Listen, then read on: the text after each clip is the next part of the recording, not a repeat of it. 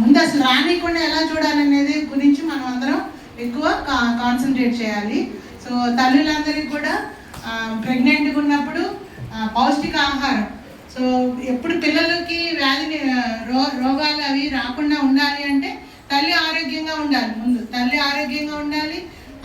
9 నెలల ప్రెగ్నెన్సీలో అవసరమైన డైట్ తీసుకోవాలి. మంచిగా బిడ్డని ఎదుగుదలకు అవసరమైన డైట్ తీసుకోవాలి. ఏది పడితే అది కాదు, పోషక ఆహారంతో కలిసిన నిండిన డైట్ తీసుకుంటేనే బిడ్డకు ఉపయోగపడుతుంది.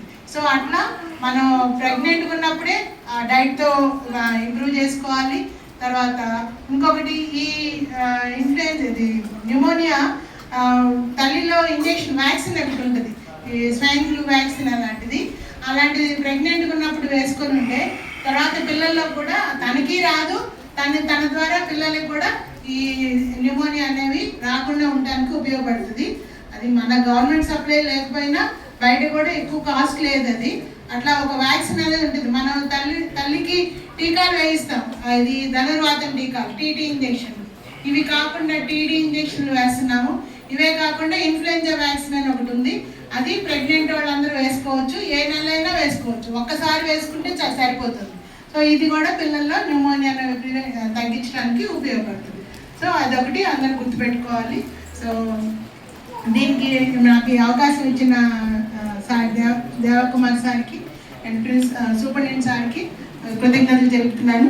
సార్ ఇంకొక విషయం, మాకు ప్రెగ్నెంట్ లేబర్ రూమ్లో ఇవాళ రేపు కేసులన్నీ కూడా సార్ చాలా రెస్పిరేటరీ డిస్ట్రెస్ కేసులు వస్తున్నాయి sir, viral. So most of them they are going into ventilator, కొన్నింటి వెంటిలేటర్కి వెళ్ళి వెనక్కి తిరిగి వస్తుంది.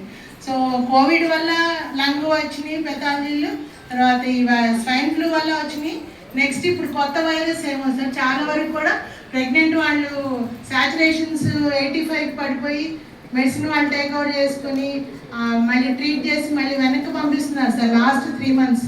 So for this we thank medical people promptly taking over the cases and returning back in good condition. Thank you అన్నట్టు.